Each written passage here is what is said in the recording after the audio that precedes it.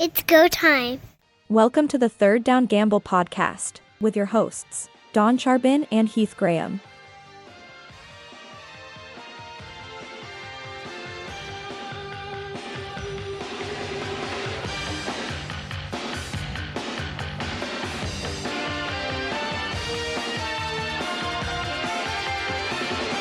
A tale of two cities, the Hamilton Tiger Cats and the Winnipeg Blue Bombers. Heath, when you look at the situation that Hamilton's going through from their first string to their second string, and what Winnipeg did first string to second string, it seems like night and day. In one sense, you could argue that the Bombers, not that they prepared for what happened to Zach Collaros, but maybe they got some money in the bank. And the Hamilton Tiger Cats, of course, seem to be sort of at their wits' end trying to figure out who is going to be that next quarterback. I believe a couple of weeks ago, you kind of questioned the trade bringing Dru Brown to Winnipeg and wondering how he would fit into the quarterback room, how he would fit into the team. That question has been answered. He looked calm and in control in that game for the Winnipeg Blue Bombers. This is the reason they brought him back. They had that comfort in him. He was comfortable in Winnipeg and in those surroundings, and it showed on the field. Hamilton's situation is dire. At the game where Bo Levi Mitchell broke his leg, Trey came in relief and didn't really do a whole lot. They went with Jake Dolegala to start this past week, and he did even less, in my opinion. So they brought Trey in for a reason as a free agent. Yes, Taylor Powell walked and is now in Edmonton. They needed to find somebody else to come into that backup role. It appeared that Scott Milanovic had that confidence in Trey Ford, but now I'm not sure, and I don't think anybody in Hamilton is sure what the next step is. I totally trust you on that point. You've made an excellent point. Now, my concern for Winnipeg, let's go right to them right away. When Dru Brown was brought in, when I was talking about quarterback room, yes, how does Dru Brown fit in? But also, what does it do for the incumbents? Zach Collaros, I took him out of the picture, said, yep, he's fine. When you look at the other two that were there, one of them is not going to be on the game day roster wearing a jersey. And if you're Taylor Algersma, is your head spinning when somebody has to come out and make a press conference notation that he took the news well, even though Taylor said, okay, I can live with it. He's probably not too happy because when that trade happened, if you can't see the writing on the wall, what are you looking at? You know what Winnipeg is up to. And for Algersma, who thought, okay, I'm going to be behind Zach, I'll bide my time, I'll learn, I'll improve. He sees this happen and he goes, oh, expediency trumps. It is a unique situation for sure. And Algersma came in injury relief for Zach Collaros in that game against the Tiger Cats. I talked about Trey Ford not doing much in that game. Algersma didn't really either, but he, as a quarterback making his first pro snaps in regular season game action, he managed things well. He didn't really make any big mistakes. That's all the Bombers could ask for him to do in that situation. Now that Dru Brown is back as the number 2 guy in Winnipeg and possibly number 1 again this week, Collaros was back on the practice field, but we don't know his status for game day yet. It does leave Taylor Algersma and Bryce Perkins in some unique situations. Perkins looked very capable in that number 3 quarterback and short yardage specialist situation. I think he's got a lot more to give as far as the pro experience he already has. Taylor Algersma is kind of the odd man out, given that he is on an entry-level contract. This is his first year in the CFL as well. The Bombers have some protection there in being able to maintain his rights, but we saw him bounce around in the U.S. with some pro opportunities that didn't come to fruition, so I can't think he is very happy with this situation. Well, I agree with you again. And for Taylor Algersma, after going through what he did in the States, trying to land somewhere with the NFL, it just wasn't going to be. When you go in and you're the one that has to take over a football game in Hamilton, the score is close. Fortunately for the Blue Bombers, the Tiger Cats, other than maybe one close play, really never put up anything. And in fact, since Bo Levi Mitchell has gone down, the Tiger Cats haven't scored a touchdown. That's 6 quarters without a touchdown. Algersma, I agree, managed the game, but I also felt that the play calls were very restricted. And especially in that fourth quarter where we saw a lot of Brady. Hamilton, if you're defensive coordinator Greg Monson, why aren't you plugging the box and just getting after him? Force them to do something they don't want to do. If they're not thrilled about Elgersma throwing the football, make them do that. Make them answer that question. Where Monson, I felt, was so worried about, they're going to fake it and throw it, that he got caught out. And Hamilton eventually in that last drive gave up the winning field goal. First time Winnipeg had been anywhere close to the Hamilton goal line the entire night. But I'm just worried if you're Taylor Elgersma, and if I'm the agent, I'd be after the team. Like, what are you doing to my player? I thought you guys wanted him. You waited on him. You paid him to come here. He's excited to be here, and this is what happens. I don't want bad aspersions on Dru Brown. I think he's a quality guy, and he's just doing what he's being asked. But I think that you're mucking that room up pretty bad right now. I think you're right in the sense that it does leave Elgersma in a tough spot. My first thought when Dru Brown came back was, what happens with Bryce Perkins? But again, because of his pro experience, they seem to be happy with him in the role he's in. And I have no doubt that, and we saw him in action in that preseason game in Saskatoon, where we sat side by side. Perkins didn't look bad out there. He threw one bad interception in that preseason game, but we saw the flashes of why they brought him into camp. When Elgersma went in to replace Collaros in Hamilton, absolutely Tommy Kundell simplified that playbook. They wanted him to be comfortable. He was kind of thrown to the wolves, right? You don't expect to have to go in a situation like that. Yes, that's what they're trained to do, but for a raw rookie to have to go in there, he did what was needed to get the win. I think that built some confidence in him. But now the Bombers turn the reins over to Dru Brown. What do you do with him? And I hope, for his sake and the Bombers' sake, that they can still find a fit, and he is the quarterback of the future for the Winnipeg Blue Bombers. I think there's a lot of potential in what he brings to the table. Dru Brown didn't get a fair shake in Ottawa under the Dinwiddie regime either. Something had to be done there, and I think the Bombers organization is more than happy that they managed to get him back in Winnipeg. Oh, I don't doubt that the Blue Bombers are ecstatic that Dru Brown is there, given what he showed this past weekend. If you're the Winnipeg Blue Bombers, what are you trying to cultivate? We talk so much about Mike O'Shea and his belief in veterans and everything like that. Now, do you consider Dru Brown a veteran and that's why he got the nod? Or do you consider a guy that's been there all year? Maybe he should be the one getting a nod. And I don't know that Elgersma over Brown is your best choice either. But I just think the optics and the feelings are not looking great when you start messing around with a team that seemed to be turning the corner. They may still be. The way things were fine. And suddenly now getting Dru Brown, yes, he's going to be the quarterback for the interim. I would conjecture, and I think you won't even argue with me, if Zach Collaros doesn't start game one next year, Dru Brown will be.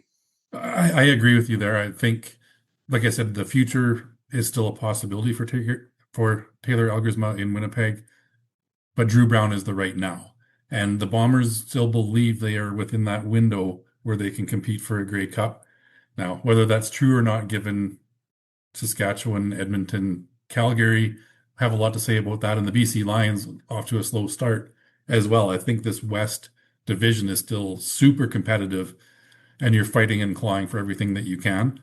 That's why the Bombers are going with Dru Brown at this moment with Collaros' injury. They feel that he can still keep them in contention.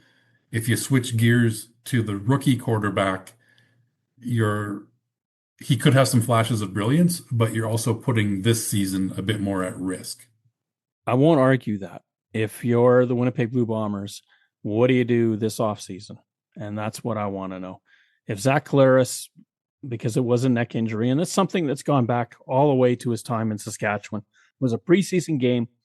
Chris Jones was his coach, put him out there at his own goal line, kicked himself for having done it because Calgary came through with a blitz. Collaros didn't see it, and he got dunked on his head and really injured his neck. And he's been fighting with that ever since. It's been 7-8 years of that neck. And every time he gets twisted really awkwardly, that flares up. And when you got a disc problem, which may be the case, or something that's pulled in the muscles up in that area, they don't heal that quickly because you use that part of your body every time you even move.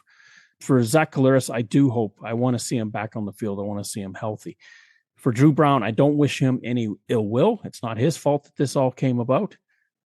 But I do feel for Taylor Elgersma. And it's funny how we go from why isn't Taylor Elgersma a Blue Bomber to now, is he going to be a Blue Bomber after this? It is an interesting situation. And just kind of continuing on this quarterback journey, it looks like Bo Levi Mitchell's injury isn't quite as serious as it first seemed, which is great news for the CFL and those Hamilton fans and the team. He's had surgery. It might be a 6-8 week type recovery, which means we could see him late in the season in a comeback. But what's going to be left for the Hamilton Tiger Cats at that point, given what we've seen from them over the last 6 quarters, as you mentioned, no touchdowns and a very anemic offense? That is the question that the Tiger Cats are going to have to face head on, some way, somehow. This goes back to Scott Milanovich. It's going to be on his docket that he has to figure this out. And what I am very concerned about is Scott Milanovich is very much, he likes his quarterbacks in the pocket. He does not want them to be ad-libbing out there. If they go off script, you even saw what he argued with Bo Levi Mitchell when that happened in a playoff game, and Bo thought he was finished with Hamilton after that. If Milanovich doesn't sort of lessen the reins, because even Jake Dolegala will take off with the ball. Even he likes to move a boat. But if you're telling him, you go through your progressions and you stand in that pocket and don't do anything else, well, are you now curtailing some of the abilities and especially the youth of these two quarterbacks? And when Trey Ford went out there against Saskatchewan on the weekend, granted he was playing against a defense that was preventing a touchdown, nothing more. They weren't worried too much about being beaten because they were so far ahead. Of the two on the day, it looked like he was more comfortable. He did. And I know we talked about the Tommy Condell offensive coordinator hiring in Winnipeg and what that meant for Brady Oliveira because of his tendencies. A similar situation in Hamilton where Scott Milanovich, like you said, very much likes his pocket passers, sticking to the routine. Trey Ford is a quarterback that when he's out there, you got to let him cook. His escapability, we've seen it in Edmonton, and we've seen it a little bit in Hamilton as well. He can make things happen. He can extend a play to 10, 12, 14 seconds sometimes, scrambling behind the line of scrimmage, waiting for receivers to fight their way open. And we've seen miraculous plays. We've seen some bad plays as well. And that's kind of how you live and die with that type of quarterback. He might not be the right fit for a Milanovich offense. Which then begs the question why they bring him in. If you can't answer that question, if you're Scott Milanovich, unless you think that he will develop into a pocket passer, and most quarterbacks do, even Damon Allen towards the end of his career ran a lot less. But could you imagine putting shackles on Damon Allen when he was quarterbacking and saying, nope, Damon, you cannot go to the edge. You cannot take off. You cannot run, period. End of story. You're staying in the pocket. He doesn't get 10,000 yards rushing because he stood still. You could say, well, he's not the prototype. Well, why isn't he? That's a great question. And that 80s and 90s, late 80s, early 90s era of the CFL was high octane offenses, not just Damon Allen, but you had Doug Flutie, Tracy Ham, Ricky Foggy, all of those types of quarterbacks that could get out there and scramble and make things happen. Offensive coordinators have gone away from that a little bit. Who knows? We may see tendencies start creeping back that way. With that, though, comes the risk of injury. And I think that's a part of it as well. We've seen it with Trey Ford. When he gets out and scrambles, he had a broken shoulder blade, I believe, at one point. That it was an awkward tackle on a scramble. So you do put yourself at risk by getting out there. But if you design an offense around that type of quarterback, and we see it all the time, you put a second quarterback in, you change the playbook. If you've got some design plays for Trey Ford, let him get out there, let him create. He can make magic happen. I think back to Doug Flutie, whom you referenced, and Doug Flutie for all of his scrambling, missed half of one season in 1995, elbow injury that occurred while he was in the pocket. Anytime he got out and moved around, his head was on a swivel. He was making sure that he knew what was about and who was about. Typically, he moved out of the pocket, moved sideways, whatever you want to call it, to throw, not to run. His rushing stats weren't great because he was making his receivers look very good. Those types of quarterbacks, when we think back to them, Ronnie Lancaster was like that. We got Jackie Parker. Those are the ones that seem to be in the higher echelon in terms of numbers. Now, Anthony Calvillo is the one that goes the other way and says, no, I can stand still and I can just take you apart. But Calvillo also read defenses extremely well. I was thinking of Danny McManus as well when you brought that up. I think those two started a 100-yard dash in 1995 and are still running to this day. They did develop as those pocket passers, and part of that was their ability to get rid of the ball quickly. I think Danny Mac, probably one of the fastest releases in CFL history. Those guys were a different style, and maybe that was a little bit of that shift. As I said, we're going from Doug Flutie, Damon Allen, Tracy Ham into that Anthony Calvillo, Danny McManus. Over time, things evolve, and hopefully, I like the exciting moving quarterbacks as well. I wouldn't be opposed at all to it trending back that direction. Think of Nathan Rourke. He moves around in that pocket. He makes things happen back there. I don't see the BC Lions complaining about it. And his head coach is happy with it. If you're the Ticats, you've got to, in a desperate time, require desperate measures. You have to do something to change this up. Now, they went out and signed Jarrett Dagey. I would have thought they might have gone after Shea Patterson, but again, a scrambling type quarterback. But he also has a lot of experience as a starter. Take your pick. I guess you go with what you like. And for Scott Milanovic, Dagey seemed to fit the bill better. Let's just jump ship now to the Ottawa Redblacks, where Dru Brown happened to be up until a few months ago or a month ago. Now, he, being Ryan Dinwiddie, has a team that's 0-and and maybe 0-6. If you're Dinwiddie, do you ever sit up in the bed at night and go, what have I done? I'd be second guessing myself now. And the question is, when do we see McLeod Bethel Thompson take the reins? Here's another veteran quarterback. I'm not sold on what I've seen from Jake Maier over the last couple of weeks. He looked a little bit better in one game directly after they traded Dru Brown. That was his best game of the season so far. With all of the talent that is on that Ottawa team, their inability to get the job done is staggering at this point, and Ryan Dinwiddie's got to be questioning just what is happening there. The Redblacks, if you look at Jake Maier's stats, it's almost a night and day in any football game. In the first half, he's doing nothing other than getting a 10-point lead against the Rough Riders in Ottawa, which was set up by an interception. They have not really led any quarter this season. You can't win football games unless you're ahead at the end of the quarter, and especially the fourth one. That seems to matter most. But if you're Jake Maier, most of your stats are coming when the game is out of reach. It's gone. If you're putting up 150 to 200 yards passing in the fourth quarter, everyone says, well, great fourth quarter quarterback. But look at what the score is. No wonder you're getting those numbers. It's one thing if you're down by a touchdown or less and you're putting up those numbers in the fourth quarter. It usually means it's a comeback, or if you're up and you're putting a game out of reach. But if you're two or more scores down, the defense of the opposition plays a lot differently. We see that every single week. I don't always love the prevent defense, if you will, but it's there for a reason, and it forces a team to use up the clock, put up big chunks of yardage, hope to get a couple of scores, an offside kick, those sorts of things to get the ball back. You're right. It is a lot of, I don't want to say garbage time yardage, but situational yardage where it's easier to rack up those kinds of stats.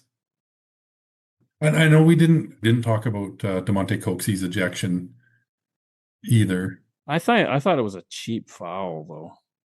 The guy complained he did it several times, but you're hitting the grill like this. Come on. Yeah, it was definitely soft.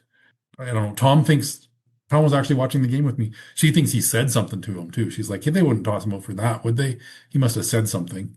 'Cause the official was right there too. It depends on sort of discussion, what they saw in the booth, if they're going to toss somebody. If he did it 2 or 3 other times before that, That to me seemed to be more of a signal than anything else. Don't touch the head. I heard from somebody, and I don't know, I can't remember who or what the source was, but that he was warned for one of the previous ones. But the one he did it was the guy was holding his ankle and twisting it, and he got mad, and like Wiliams or whatever, he just went, "Let go." But apparently he, like I said, if it's true, if the like some people that were there said like he did it before and an official came over and said something to him during one of the other ones, and then he did it again, and they're like, okay. I'm good with that if you got the warning, but is it ejectionable? That's where I think no. I think 10 yards unsportsmanlike. Yeah, I agree. I think it seemed like a soft ejection. And that's why I think it was more about a message than anything else. And Coxie's reaction on the way out is pretty bad too. Like, what are you doing? But he was stoked. Yeah. I was really disappointed in him. Take your pill and swallow it. Go off the field. I mean, I guess that's one of those rules by law. It was a slap to the helmet. True. I also thought that the roughing the passer penalty where the guy grabbed Kelly and threw him down was a bit of a soft call too, but by rule, it's like if it's in the shoulder pads or whatever. I really do think that if people are getting pulled backwards, that's so dangerous. This is Andrew Hoskins of the Turf District Podcast, and you're listening to the Third Down Gamble Pod.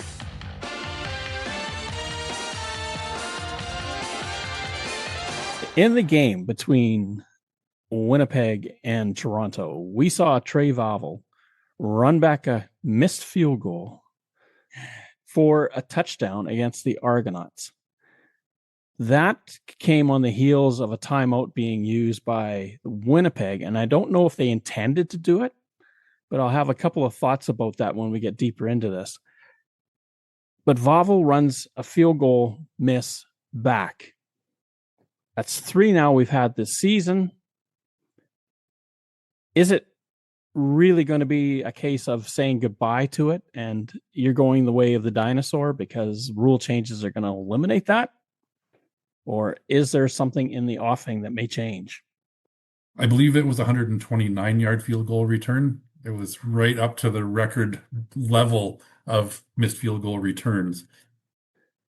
The Bombers called the timeout to ice Liam Hiralahu because they were one man short on the field. They recognized it, called the timeout. It worked very well because it forced Hiralahu to re-kick and he missed it, allowing Trey Vaval to run back. If you recall, on the previous sequence, Vaval fumbled a punt return attempt where he was trying to run and catch it on the fly, and it kind of bounced off of him. What an exciting play. And I know every time something like that happens, there's this noise about why are we taking it away. It doesn't happen often, but wow, when it does, it's definitely one of the most exciting plays in a football game.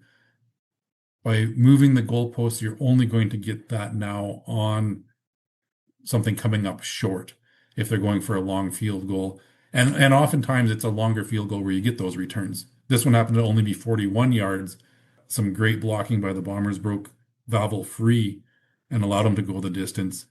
Oftentimes, if a team's trying like those 55 to 60 yarders, it's a lot tougher for the coverage team to get back down there and make a stop. Well, typically, too, when you're kicking a longer field goal, the cover team is made up of linebackers and people that are a little bit swifter, a little bit smaller, where the closer you are, you don't expect the miss per se. So you leave the heavy offensive lineman to make sure that nobody's coming after that football. So you take a little bit of a bigger risk at the other end of the field, although there are a lot of offensive linemen that are out there for any field goal attempt. Icing, as it turned out to be, Liam Hiralahu, as he was iced by Winnipeg, just a fortuitous circumstance as it turned out. And you're right, it was a 129-yard return, which is physically the longest you can have for Trey Vaval in this current iteration of field dimension. If I was Hairolahu, I would not have followed through. I wouldn't have done the first kick. Don't give anyone the satisfaction that I made the first one. And then you think about it. Just go through your motion and stop and just reset yourself and completely go back to it. It happens so many times in the NFL where they call a timeout, the guy goes through, kicks it, makes it the first time, misses the second. You just don't give him the satisfaction. Just don't kick the ball if you can avoid it.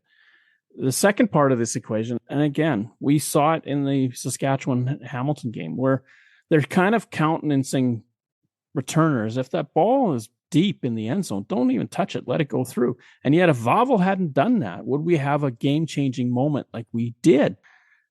If you want to make misses matter, you may have to leave the goalposts where they are.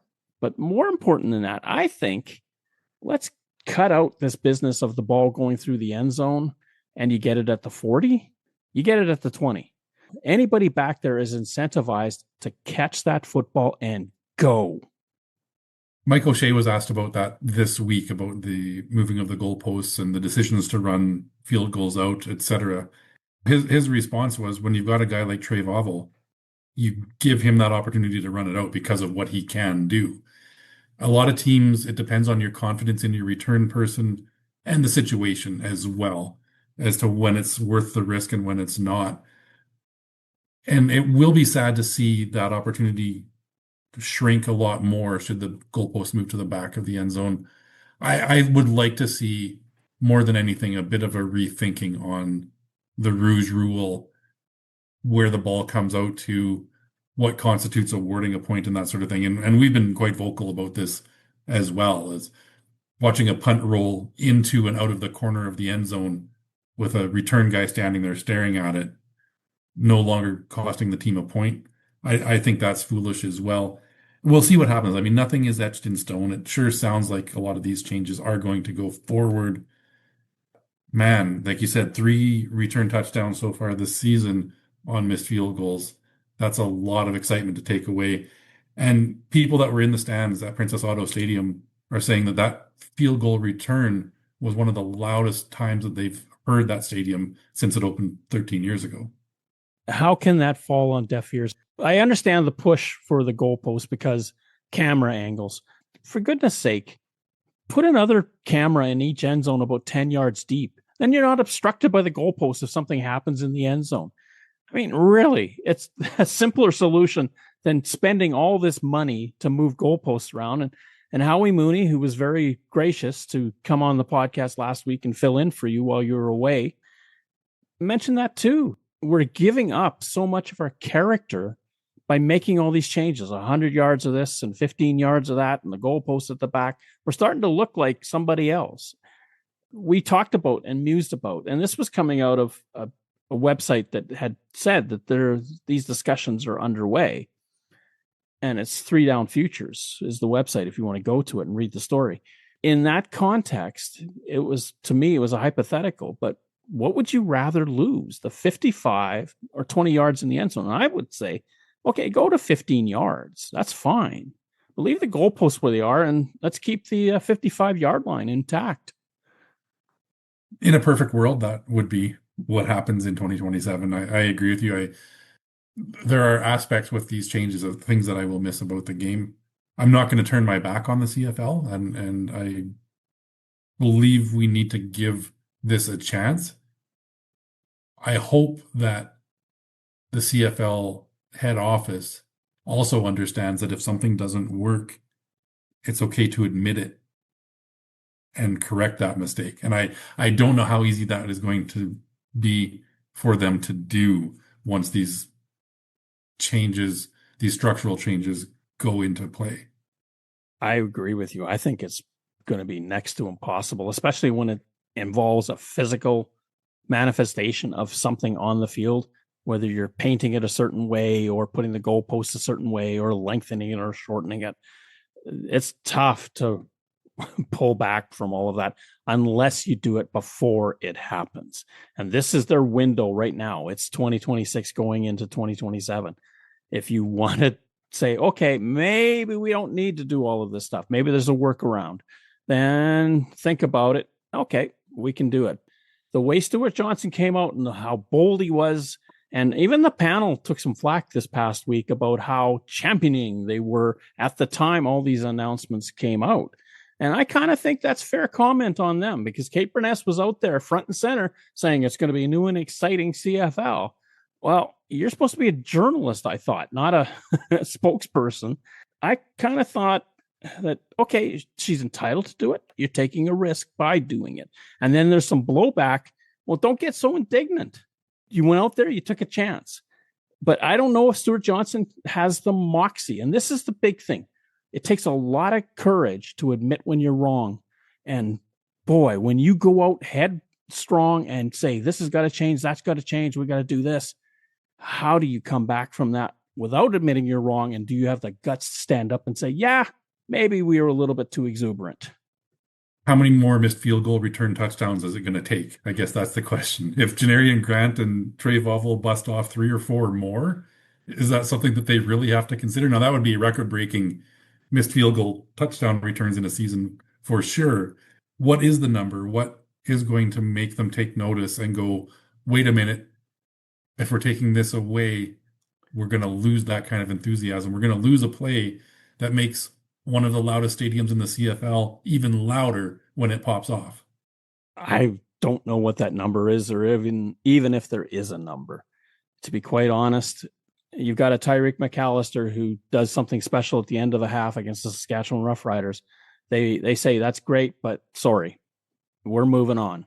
That's part of the relic of the past. We have to move on. And there are some coaches that don't like the fact that you miss a field goal and it can go the other way. That bugs them too, because we're getting 3. Now we're down 10 on this because we lost 3 and they gained 7. Most coaches are good with it.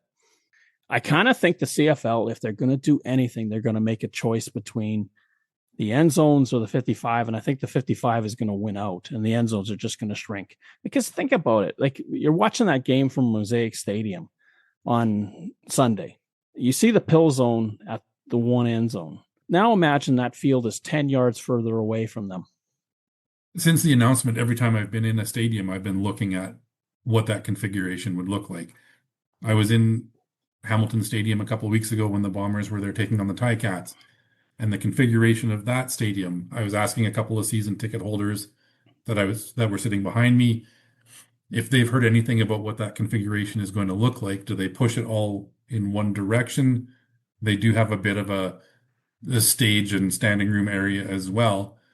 So they could do that configuration because of the way the end zones are set up. But then what does that do to the people that are currently in those corners or at the ends of the bleachers, if you will? Now you're moving the field away from them. And I've thought about it being in Mosaic Stadium, the same thing, is which way is this going to go? How do things shrink up?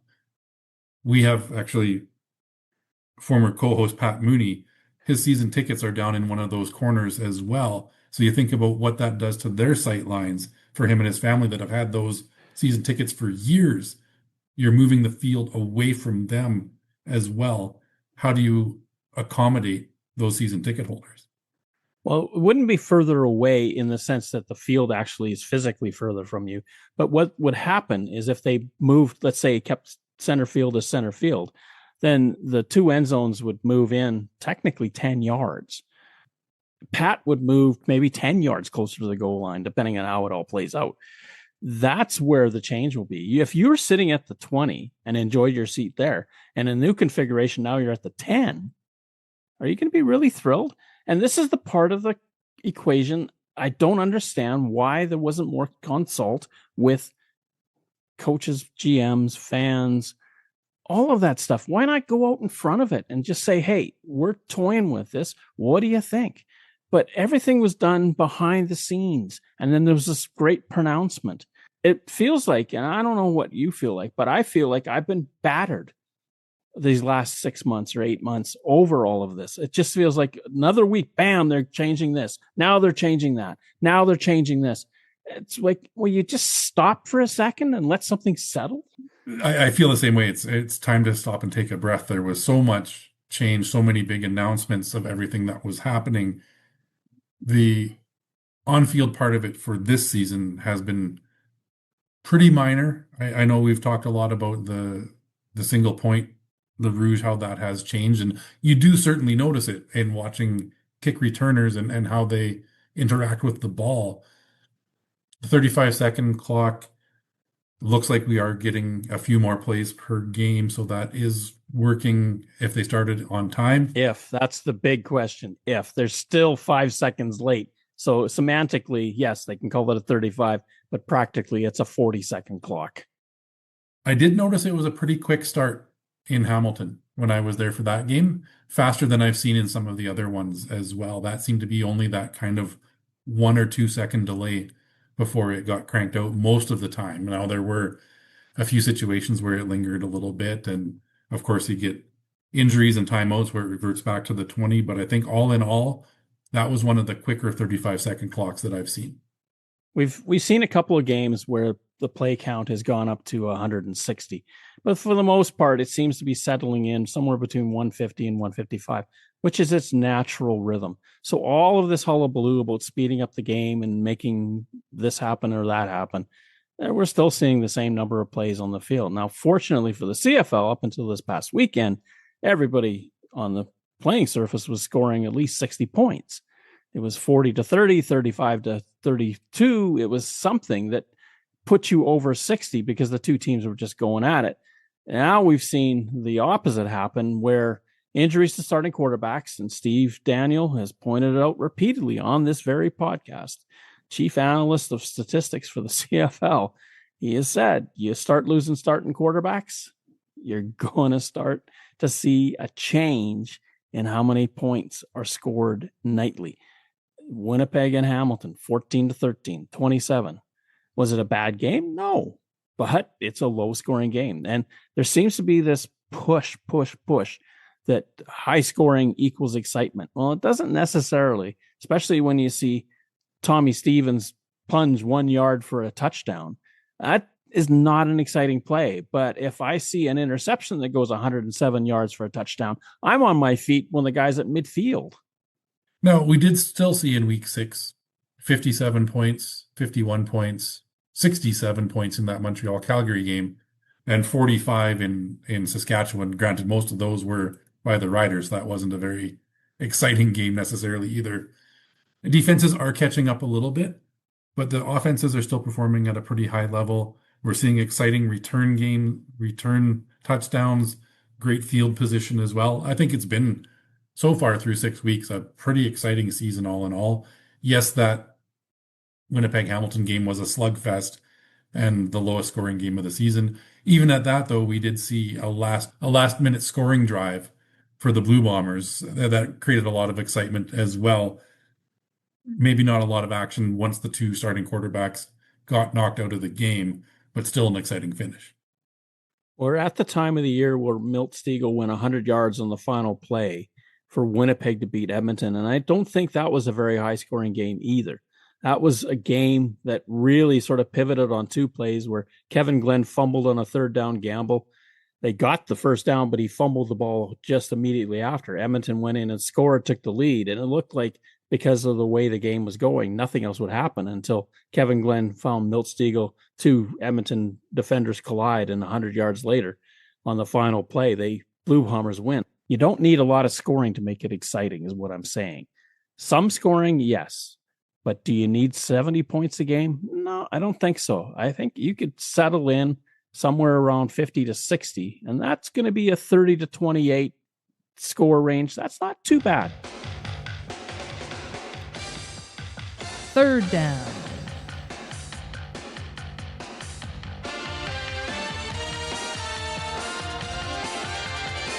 Kicking off week 7 in CFL action for Friday Night Football, the BC Lions are in Edmonton to take on the Elks.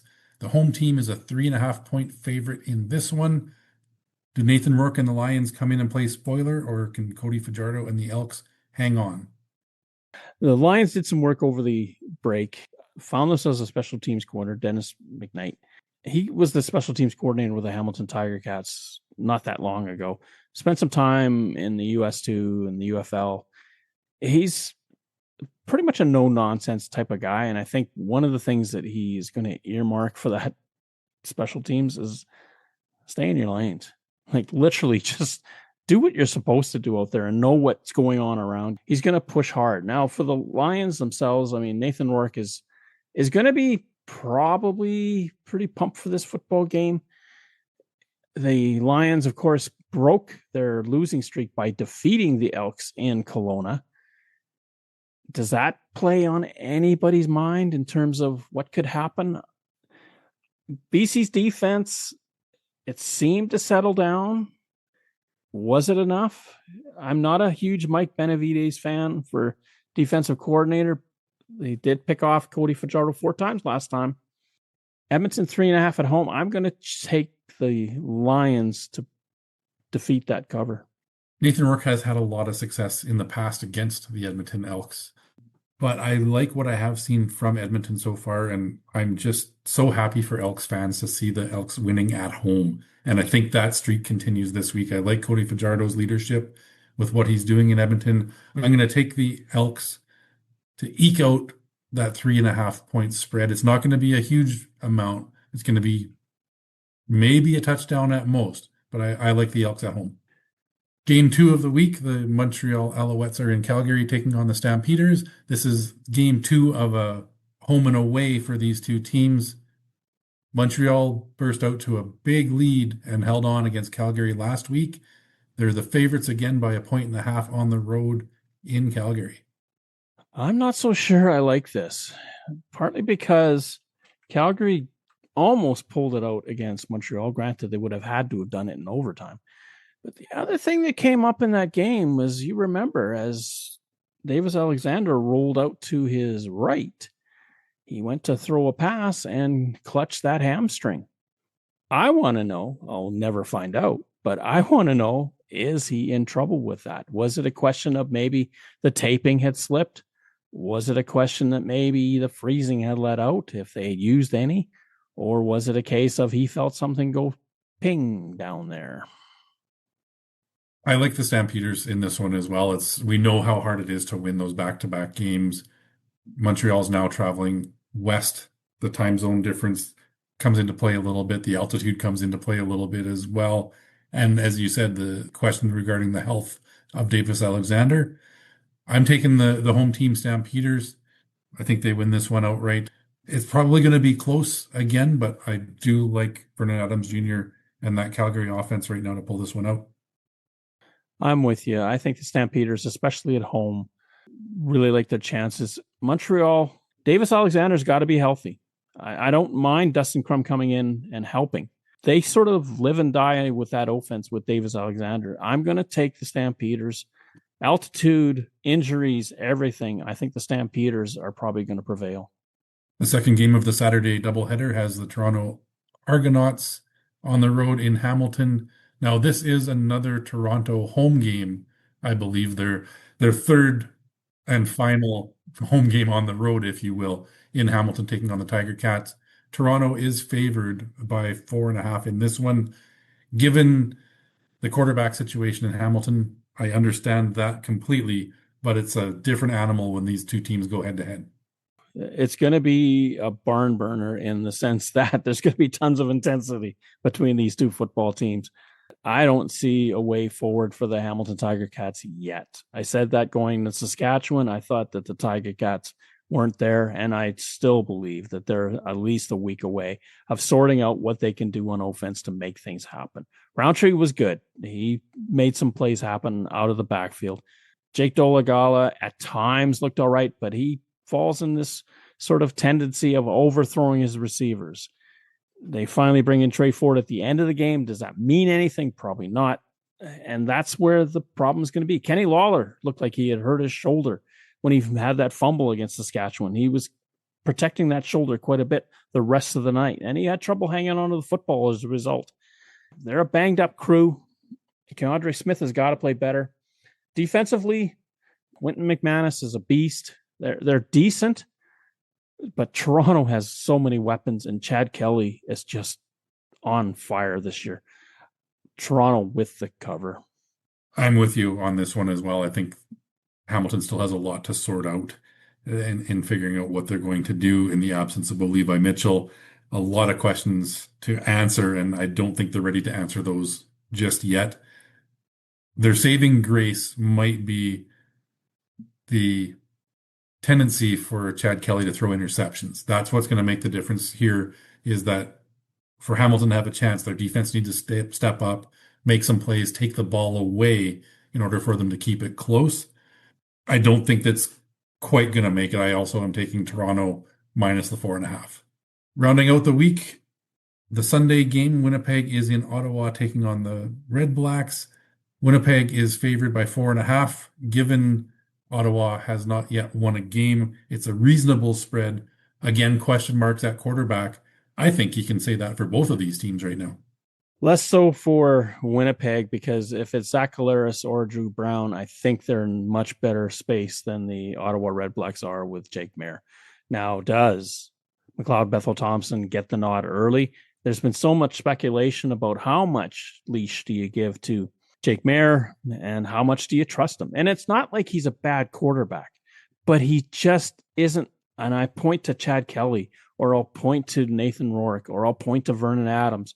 He's not the type of guy that is just going to make things happen for you. You're going to have to earn it the hard way. And he is a very good, by the book, this is what's been called, this is where I look type of quarterback. He follows what the reads give him. But there are times when you do, as a Trey Ford will do, go off script and make something else happen. And I don't see that. And there has to be a spark. Ottawa has got great receivers, just great receivers. Their offensive line is not bad. Their defense is not bad. But the circle that I keep coming around is that quarterback room. Don't know what's going to happen. Is McLeod Bethel-Thompson going to be lightning in a bottle? Yeah, sure hope so.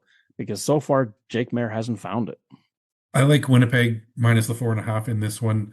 If Zach Collaros, if there's any question about his health and availability for this game, I like Dru Brown in the return to Ottawa revenge game. This might be his opportunity to try to prove Ryan Dinwiddie wrong. Dinwiddie had some questions about his arm strength. I expect to see him airing them out. I like Winnipeg to pull this one out, and probably I would comfortably say maybe a 10-point win in this one for the Bombers. Dru Brown, my wish for him is that he doesn't get caught up in the fact that he's coming back to where he was a few weeks ago and wants to show up the opposing head coach. You got to go out there and play the game that is expected of you. Tommy Condell, maybe give him a couple of chances to air out that football and see how far he can throw it down the field. Ontario Wilson will certainly run under it for him. I like the Blue Bombers and the cover. I just don't see again with Ottawa, unless something happens at quarterback that suddenly is an eye-opener and you go, wow, I never expected that. What is going to avail itself to Ottawa to make that offense work? Their defense, as I say, it's pretty decent, but their offense needs a quarterback that you point to and you go, yeah, that's the guy that's going to take me to the places I want to go.